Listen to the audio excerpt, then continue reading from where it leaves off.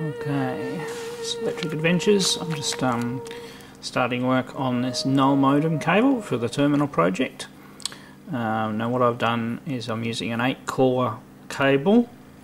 I've taken about an inch of the outside insulation off and then stripped a little bit of wire from each wire and then plated them all. So this is basically just putting a little bit of solder on each one. Not only stops them from unstranding while you're working on them, it makes it much easier to solder them on to the actual connector. I'm also using this holding rig here, which makes things a lot easier. I'll just zoom in, see whether you can see the. I haven't done soldering for a little while, so that's the shielding cable, by the way.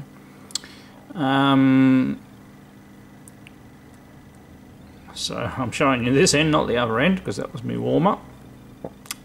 Also had my eyes lasered about 2 or 3 years ago.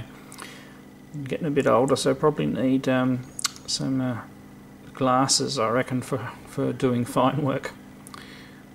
But anyway, having a rig like this is really good. You can see I've got the first connector. Sorry about that. The first connector here ready. And I'll need to put each of the wires into these with a little bit of solder. Also the end cover connectors I've got are ones that come in two halves, so you don't need to put them on before you do the work on the wire.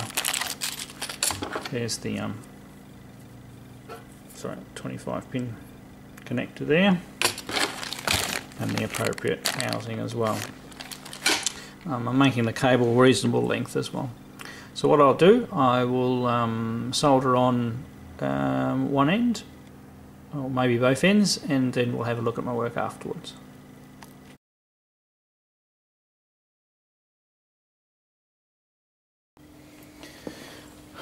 Right, here we go. Here is FreeBSD login running on my SIT326 terminal, set in VT100 mode at the moment.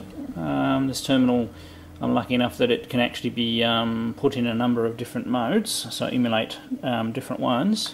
Actually, if we just go into that, so I actually have a menu, and now the communications I've left as fairly much as standard, so 9600 baud, 8 bits no parity, 1 stop bit, limited transmission control, not really sure about that one. It's all sorts of settings. I think Mr. VX can set basically this one, these two, and this one.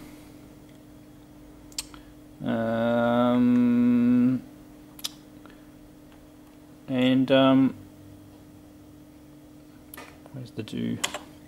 Go back. So I've got a lot of configurability in this particular terminal, and the important thing is I've booted up the instance of FreeBSD after changing the configuration file, and I've got a login. So let's give it a go.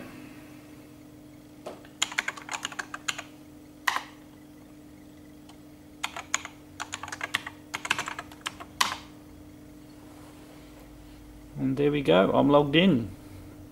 So I haven't configured the FreeBSD with a custom login screen or anything like that, but it definitely works.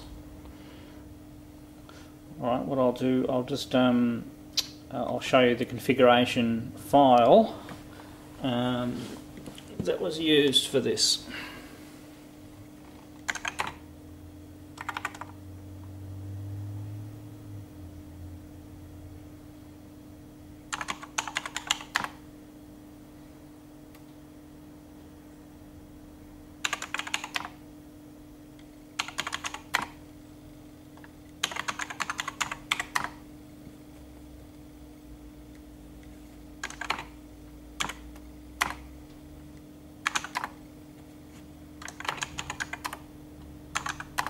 Doing a couple of commands here. So ls is list system, so lists the directory, and I went into the etc directory, and you notice in the right hand column, third from the bottom, we have TTYS.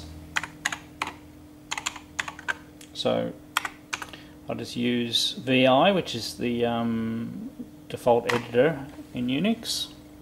It's a full screen editor. It just has some very strange commands for doing things. So we come down to the file here. Now the main things that I've changed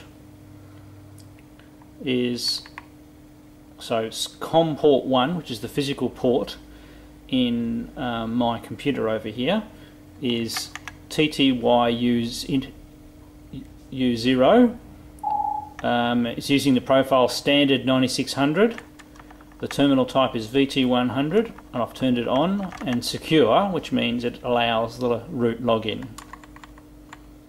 I also thought about the dumb console thing here, was it initially, so that's why I've turned that one on as well. But really at the end of the day it was only modifying this line and restarting the service. Now just for people who don't know how to use VI, you can use the cursor keys to move around. You press insert, press I for inserting, which allows you to do insert stuff, and you can backspace to go over stuff when you're in that, but it doesn't delete anything. You press escape to get out of insert mode. Oh, okay, when we're backspacing it is deleting it, it just doesn't show it on the screen. You can actually delete items, and there's a few other commands, but that's all you really need to do to be able to modify a file. And when you're finished, you go colon for command mode, and X will exit and save. Right, and if we restarted it would use the new configuration, but that obviously hasn't changed at the moment. But that shows that it's working, and that's all I had to modify from a initial instance of FreeBSD. Okay, and I'll leave it at that. Let me know if you have any other questions, and hopefully this helps RetrogamerVX at least know that this approach is going to work. And the next thing we have to figure out which terminal type.